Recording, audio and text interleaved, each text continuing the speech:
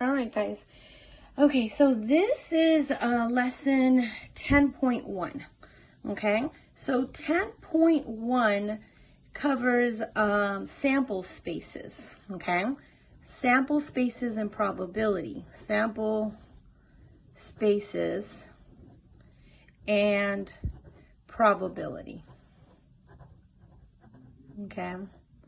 All right, guys, I'm sorry I'm not doing this on the whiteboard because it's a little too late and I don't have enough lighting. And I'm thinking this is probably better because I need a little bit more space than the whiteboard would provide me anyways. All right, so for the homework, it's going to be, I forgot the page number. You'll find it though in the live document, but you just have to worry about problems 3 to 9. Sorry about that, guys. You'll find the page number though. When you click on the video, that's because you already know the page number. All right, so let's go ahead and get started. I'm not gonna give you problems from the ones that you're gonna work out because you need those to practice these skills, but I am gonna teach you the 3 methods, okay? Or the 3 examples. So example number 1, okay? In example number 1, this is where we talk about sample space, okay? What does sample space mean, okay? So let's say we're talking about something like flipping a coin, okay? So if you flip a coin, right? Let's say you flip coin 1, then obviously the only possibilities are you're either gonna get heads or you're going to get tails, right? Those are the only 2 possibilities. But let's say we flip 2 coins, okay? So the only 2 outcomes would be 2, okay? We would say if this is just flipping a coin, the sample space would be 2 because it would be 2 possible outcomes. But let's say you flip 2 coins, right?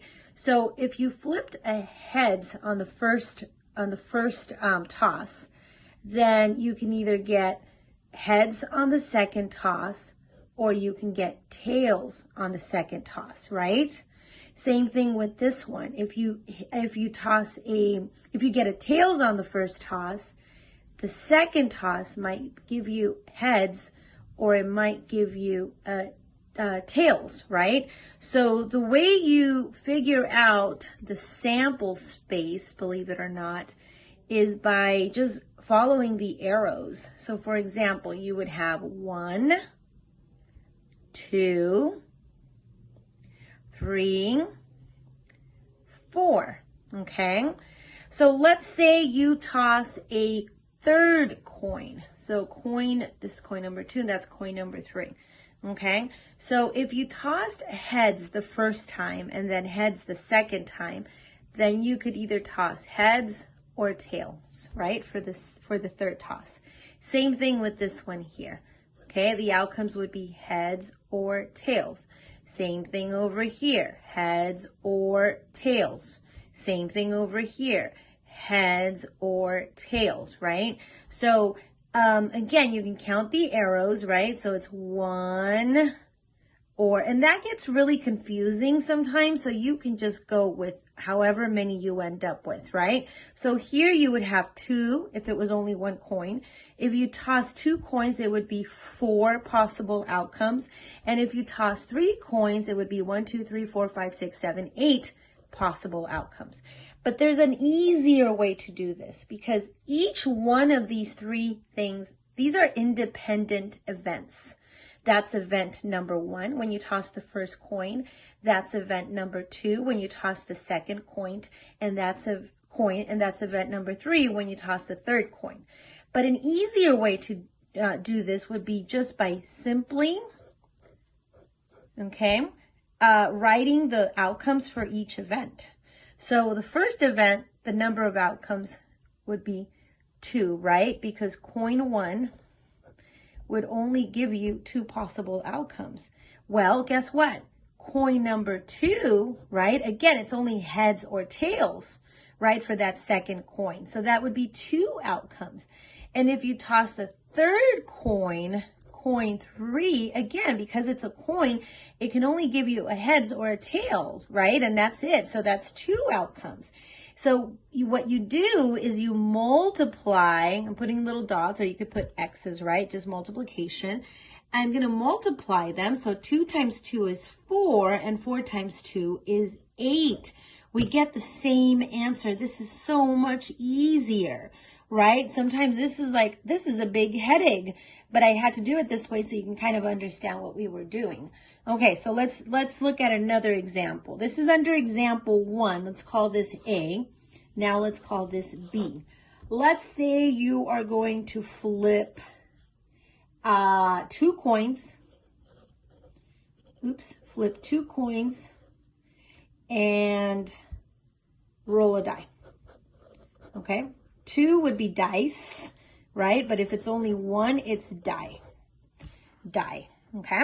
All right, so you flip 2 coins and roll a die. So what would that look like? Well, these are 2 different events. So I'm going to use a multiplication symbol, okay? In the first event, how many possible outcomes will you get? Well, let's see. Actually, this is going to be 3 events, right? Because it's 2 coins and it's a die. So this is coin 1, this is coin 2, and this is coin 3, okay? All right, so if it's oh no, this is die, I'm sorry, that's a die. That's a little bit different. So for coin 1, 2 possible events, heads or tails. For coin number 2, because it's still a coin, it's only 2 possible events, right? Heads or tails. But with a die, if you have a 6-sided die, then you have 6 possible outcomes. You can roll a 1 or a 2 or a 3 or a 4 or a 5 or a 6. So there's 6 possible outcomes. And all you do is you multiply. 2 times 2 is 4, and 4 times 6 is 24. And that's it. Okay? So what would you get? Let me ask you a question and see if you can do this on your own, okay? Let's go ahead and add another one, another example, C. I didn't have this originally, but I'm going to go ahead and add it. Let's say you flip a coin, so only 1 coin, and roll a die. What would that look like, right? You have 2 separate events. You have a coin and a die. What do you think you would get for the possible outcomes for your sample space? I'll give you a little bit of time. See if you guys can figure that on your own. Okay, so, excuse me, 2 for the coin, multiply, and 6. So you would have 12 possible outcomes. You can go ahead and draw a diagram like I did up here, but like I said, it becomes too much work. So it's good to understand it this way because the events are independent, and I'll tell you about that in my next lesson. Just trust me, because these events are independent of each other, then you multiply them together, okay? All right, so let me go ahead and continue with my lesson. Now we're gonna go to example 2, okay? I know it's a little old school, huh, guys, with my notebook, but hey, we're getting through this, right? All right, so this is example 2. And this part of the lesson is we're going to find a theoretical probability, okay? So find a theoretical, probability. This is not what they used to call it when I was growing up. Theoretical probability. Okay, so basically all it is, it's a formula, it's an event, any event that you want to find, right? We'll call it A. And basically it's the favorable outcomes. It's what you want, right? What you're looking for over the total number of outcomes. Total number of outcomes. When I was going to school, and when I was going to college, they would call this desirable outcomes over possible outcomes. And they changed the terminology. Now they're called favorable, which is what you want, right? It's favorable. And over the total number of possible outcomes. Okay. All right, so now let's, there's a story in the book and they talk about how if you take, okay, there's a student, right, that takes a quiz and there's 4 questions in the quiz. What is the probability that the student is going to get 2 correct, okay, out of the 4 questions? So a good approach for this would be to create kind of like a t-table, okay? So here you have the number of correct answers, okay? And over here, you just have the possible, right? Or the total number. How about the number of outcomes? All right, so let's think about this, okay? So if you don't get any correct on these 4 questions, okay, 0 correct, I'm going to put a C for correct and an I for incorrect, okay, which is what the book is doing, so it'll help you understand. All right, so let's say out of the 4, I got 0 correct, right? So that's easy. The only possibility is that they're all wrong. All 4 are incorrect, okay? Now, if 1 is correct, okay, that means the first one could be correct, followed by 3 incorrect answers. Or maybe the first one is incorrect and the correct one is the second one, followed by 2 incorrect answers, right? Or maybe the correct answer is the third one, okay? Or maybe the correct answer is the last one, last of the 4, okay? So you have 4 possible outcomes. I mean, think about it. I don't think there's anything else that can possibly be the case if you only have 1 correct, okay? So these are difficult. These questions are very difficult because you have to think about all these possibilities, right? Okay, so what are the possibilities that 2 are correct? Okay, so it could be the first one and the second one, right? It could be the first one and the third one that are correct. It could be the first one and the last one, right, that are correct. It could also be the case that maybe the first one is incorrect and the second and the third are correct, okay? It could be the case that the first one and the second one are incorrect and the last 2 are correct, okay? It could be the case, let's think about this, that maybe, I don't know what else I missed. I know I'm missing 1. Let's see, we have, oh, this is only when it's 2. So we have CC, CI, CIIC, IC. Oh yeah, we could have a case where we have incorrect, correct, incorrect, correct. And that's it. If you think about it, you can't really come up with any other possibilities. So it would be 1, 2, 3, 4, 5, 6. Okay? Possible outcomes where only 2 of the questions are correct.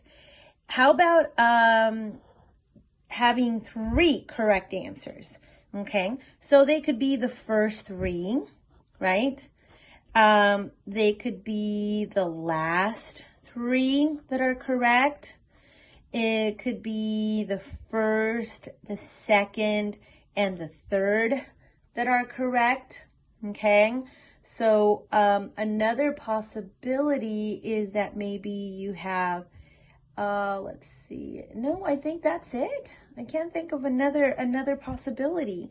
So, let's see. We have second one or maybe you have correct, incorrect, and then correct, correct. There you go. So you have 4 possibilities for that scenario. Okay.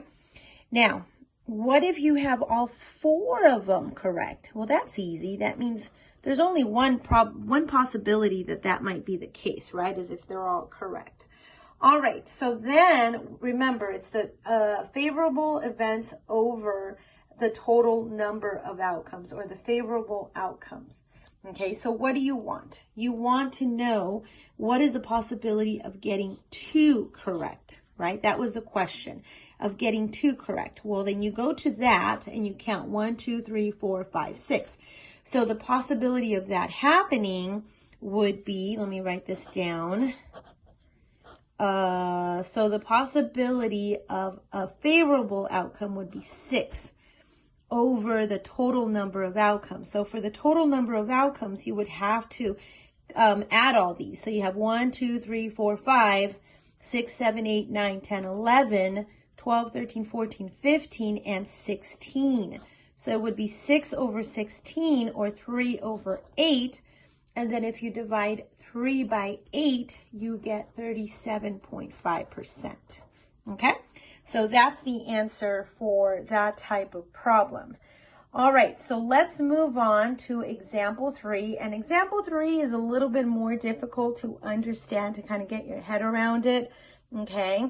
But I'm going to do my best in explaining it to you.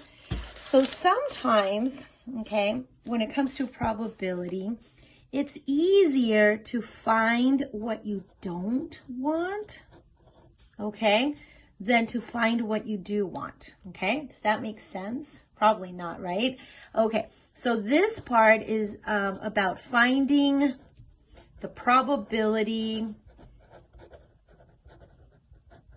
Yeah, you might think all this stuff is like of compliments. Okay, you might think this is all nerdy stuff, but let's think about it, guys. Right now, with everything that's going on in our world with the coronavirus, right?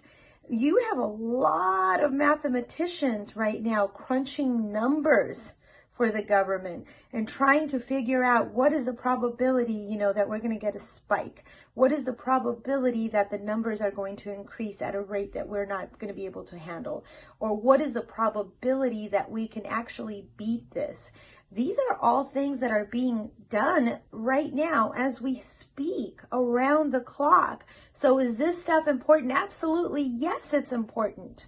Okay, so at least, you know, you're going to find out, right? You're going to learn about it. And then when somebody brings it up, you can talk about it in an intelligent manner.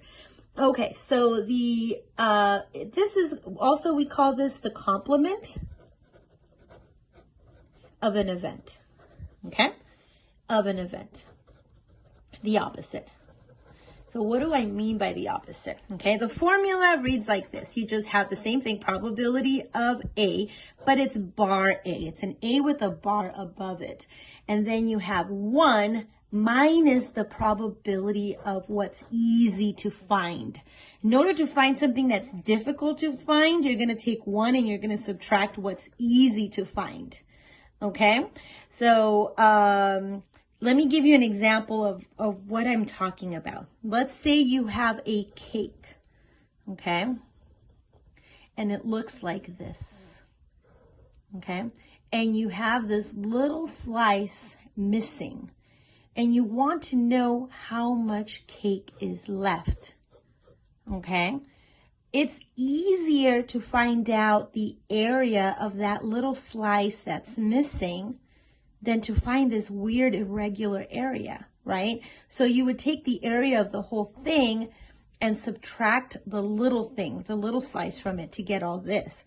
That's kind of the thinking behind what I'm going to teach you right now, okay? All right, so let's say you have, if you roll a die, what is the probability the sum is not 6? Let me write that down, okay? So if you roll a die, what is the probability?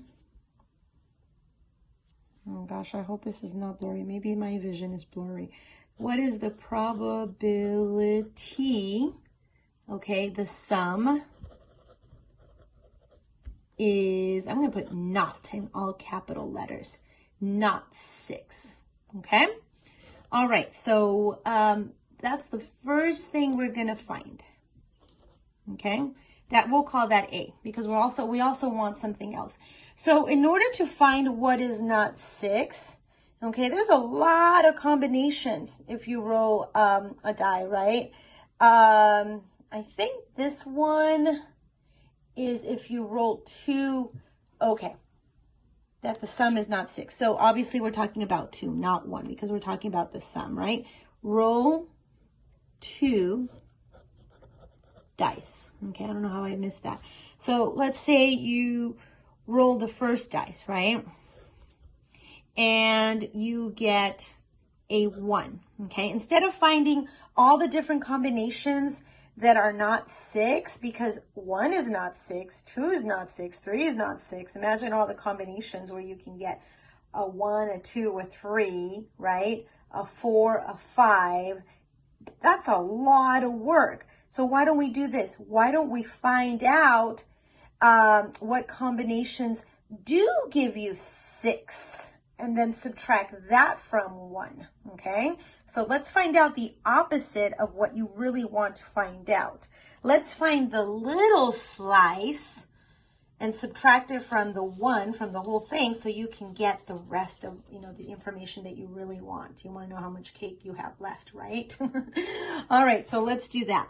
So if my first roll is a 1, on the second roll to get a 6, I absolutely have to get a 5, okay? If my first roll on the first die is 2, then I absolutely have to get a 4. Does that make sense? Okay, so if I get a 3 on the first one, the second one has to be a 3. Okay, now this is where it gets interesting, okay? I'm just going to put 2 dice. Okay, if the first roll is a 4, right, I need to get a 2. Now you're thinking, okay, are these the same? You already have a 2 and a 4. No, these are completely different because in this roll, right, the first dice you rolled gave you a 2. And for this event, you got a 4 the first time. So these you have to list them separately, okay? They're not repeated. Be careful with that. If you roll a 5, then you absolutely have to get a 1 to get a 6, okay? Now, if you roll a 6, you can't do it because the smallest number you can get on the second roll would be a 1, and that would give you a 7. So the possibility of getting a 6 is 1, 2, 3, 4, 5, okay? So we're going to use the formula. Goes 1 minus, and this right here, remember P of A is the favorable, right? It was the, what do we call it? The favorable outcomes over the total number of outcomes. So the favorable, right, in the case of not exactly what you want, but the opposite would be 1, 2, 3, 4, 5, okay, over possibility of how many outcomes when you roll 2 dice. Remember, we talked about that in the first example. Die 1, you would have 6 possible outcomes. Die 2, you would have 6 possible outcomes. You multiply that and you get a 36. So the possible outcomes or total number of outcomes would be 36, okay? So how do you subtract 536 from 1, okay? So we're going to practice our fractions. You can get a decimal. You can use your calculator, divide 5 by 36, and then subtract that from 1. But let's practice our fractions, okay? You need like denominators, so you have to multiply denominator and numerator by 36. So you get P bar A is 36 divided by 36. That's another way of writing 1, okay? And the only reason we did that, oh, that's subtraction, is because we need like denominators. Okay, so 36 minus 5 is 31 over 36. Okay, and 31 divided by 36 is 86%. So that gives you 86%. Okay, so the possibility of you not getting a 6 is pretty high. It's 86%. Okay, it's only 86%. All right. So now we're going to go ahead and talk about, we're going to add something to this, okay?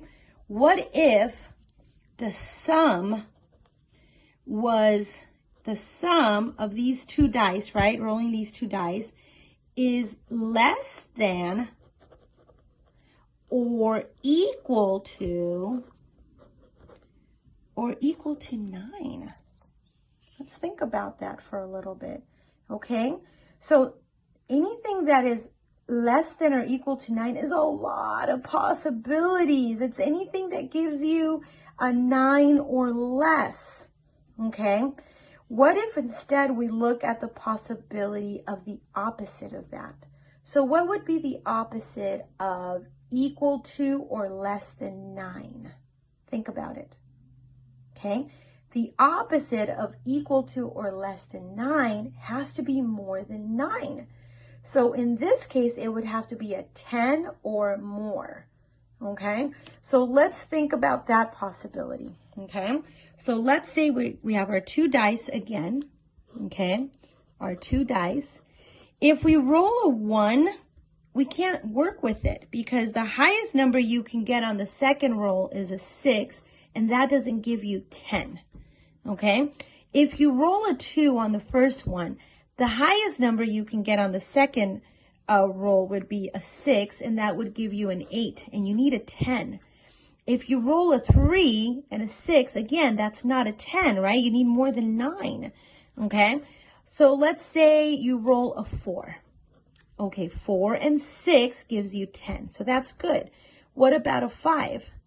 5 and 5 gives you 10, but also 5 and 6, okay? What about if you roll a 6? Well, 6 and 4 gives you 10, but so does 6. Oh, 6 and 5 gives you 11. That's more than 9 also. And 6 and 6 gives you 12. That's more than 9 also. Okay? So how many possible outcomes do you have? Or you know, favorable, right? Things, outcomes that give you 10 or more. 1, 2, 3, 4, 5, 6. Okay. So it's 6 out of 36, right? So we use our formula. So we want the opposite of that. So that means P bar A equals 1 minus 6 over 36. Okay.